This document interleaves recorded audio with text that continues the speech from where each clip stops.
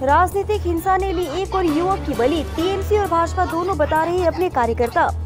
Old Malda थाने के शाहपुर चाटियन मोड़ इलाके में एक युवक का शव उसके घर से महज 300 मीटर दूर पर सड़क से बरामद किया गया है। मृत युवक का नाम तापस दास है। इसी बीच इस हत्याकांड को लेकर लोकसभा चुनाव से पहले राजनीतिक आरोप प्रत्यारोप शुरू हो गई है। मालदा उत्तर से बीजेपी उम्मीदवार और निवर्तमान सांसद खगेन मुर्मू का दावा है कि मृतक तापस दास बीजेपी समर्थक था। दूसरी ओर जिला तृणमूल महासचिव व ओल्ड मालदा नगरपालिका चेयरमैन कार्तिक घोष ने दावा किया है कि मृतक तापस दास एक सक्रिय तृणमूल कार्यकर्ता था। हालांकि परिवार का दावा है कि वे किसी राजनीतिक दल के समर्थक नहीं थे। इन सब के बीच इतना साफ है कि राजनीतिक हिंसा ने ली और एक युवक की बलि ले ली है।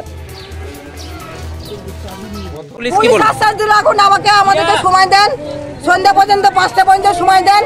5টার মধ্যে আমি আপনাদেরকে আপনার একটা সোরা বের করছি, কিন্তু আসামিদেরকে ধরছি। যদি না ধরে তাহলে কি না ধরে আমার ছেলেকে এখানে আমার ছেলেকে নিয়ে আসবো এখানে হাসপাতাল থেকে, আবার পথ অবরোধ করবো। বুঝলাম কেন খুন কেন হতে হলো আপনার ছেলে, কেন খুন হতে হলো আপনার ছেলে? আমার ছেলেকে খুন হতে হলো এই কারণেই আমার ভাগ্নাকে গুলি করেছে, চাকু মেরেছিল, সেটা নিয়ে একটা ঝগড়া হয়েছিল, বিরাট বড় ঝগড়া হয়েছিল আমাদের আশেপাশে বাড়ির নিয়ে ঝগড়া হয়েছিল আশেপাশে। তখন থেকেই অত্যাচার, তখন থেকেই মারামারি ঝগড়াঝাটি। তারপরে হয়েছিল ভোটের সময় একটা ঝগড়া হয়েছিল ওদের সাথেই, ওরাই আমার ভাগ্নাকে ভোটের ওখানে ধরে মেরেছিল, এটা নিয়ে একটা গন্ডগোল ছিল।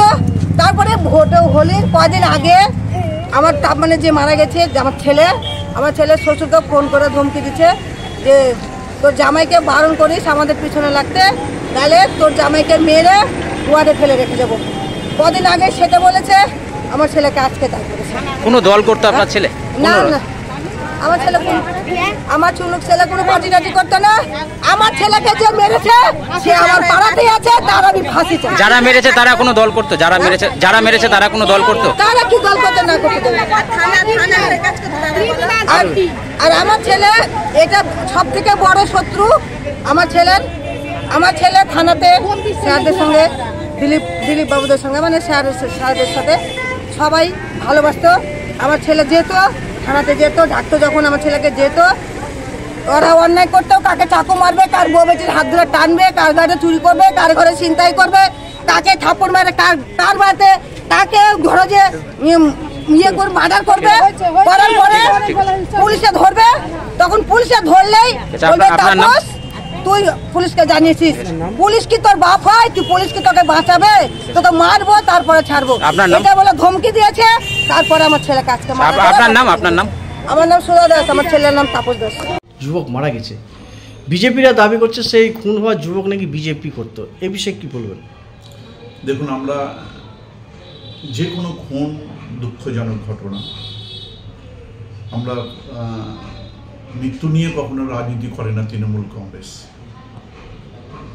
এবং আমি প্রথমেই জানাবো যে তাপস দাসের পরিবারবর্গকে আমি সহানুভূতি জানাবো এবং তাদের পরিবারের পাশে থাকার আমি আশ্বাস দিচ্ছি। আমরা তৃণমূল কংগ্রেসের পরিবার তাদের পাশে থাকার আশ্বাস দিচ্ছে।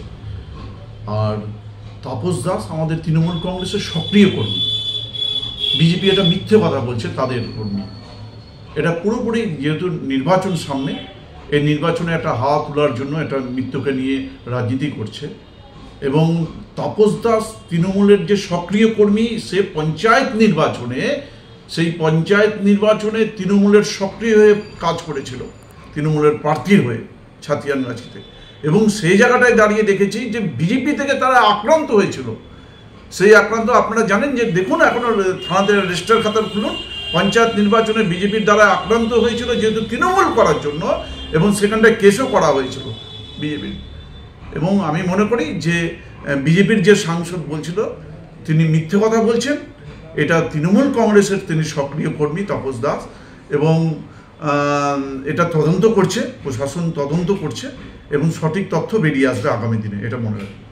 রাজনৈতিক রহস্য দেখুন, আমি এটা রাজনীতিকরণ হয়েছে কিনা বা রাজনীতি এটা জড়িয়ে আছে কিনা আমি এটা এখনই বলতে পারবো না। এটা পুলিশ তদন্ত করছে, প্রশাসনের উপরে আমাদের যথেষ্ট ভরসা রয়েছে এবং প্রশাসন নিশ্চয়ই আগামী দিনে এই তদন্তর যে সত্য যে উদ্ঘাটন সেটা উদ্ঘাটন বেরিয়ে আসবে। মালদায় এক যুবকের মৃতদেহ উদ্ধার হয়েছে, কি বলবেন? ছাতিয়ান মোড়ের তাপস দাস খুন হয়েছে। ছাতিয়ান মোড় এলাকাটা পুরোটাই হচ্ছে বিজেপির সমস্ত সমর্থকের পরিবারেরা বসবাস করেন, বিজেপির সমর্থক। আমি এই ব্যাপারটা শুনলাম আজকে উনি থেতলে খুন করা হয়েছে এবং নিশ্চয়ই এটাকে হচ্ছে যে চক্রান্ত করেই খুন করেছে। এই বিষয়টা গিয়ে আরও পরিষ্কার হব। আমি ওখানে আমার একটা সাংগঠনিক প্রোগ্রাম আছে, ওই প্রোগ্রাম করার পরে যেহেতু পূর্ব নির্ধারিত প্রোগ্রাম, তো ওই প্রোগ্রামটা করার পর ওখানে যাব, দেখা করব। আরও আমাদের কার্যকর্তারা ওখানে গেছেন, ওরা এই বিষয়টা ওরা দেখছেন, তদন্ত করছেন, যাওয়ার পরে আরও পরিষ্কার। মৃত যুবক কি আপনাদের দলের কোনো সদস্য? আমাদের তো সমর্থক সব ওখানে। আমার ছাতিয়ান মোড় তো পুরোটাই বিজেপি সমর্থিত সমস্ত এলাকা, ওখানে সবই তো সমর্থক আছে, সব বিজেপি পরিবার সব ওখানে। আপনারা জানেন যে ওখানে যখন ভোট হয় তো সব বিজেপির পক্ষে ভোট দেয়, ওখানকার মানুষ সব বিজেপির পক্ষে। সুতরাং ওখানে বিজেপির সমর্থক পরিবারের, আমি যা শুনেছি তাতে হচ্ছে তিনি বিজেপির সমর্থক, সুতরাং ওখানে গেলে আরো পরিষ্কার। দাদা, এই যে ভোটের মুখে একেবারে খুন বিজেপি কর্মী, এটাকে কিভাবে দেখছেন? পুলিশ বিজেপিদের উপরে তো সবসময় হামলা চলে, এখানে যেভাবে হামলা করছে তৃণমূল কংগ্রেস এবং সন্ত্রাস তৈরি করছে, ভয় দেখাচ্ছে, ভীতি প্রদর্শন করছে। বাংলা জুড়েই দেখছেন যে এখানে ওরা ওদের পায়ের তলার মাটি সরে যাচ্ছে, সন্দেশখালী থেকে ওরা যেভাবে শূন্য হাতে ওখান থেকে ফিরছে। সুতরাং ওদের এখন আর অন্য কিছু নেই, খুন সন্ত্রাস ছাড়া আর কি আছে?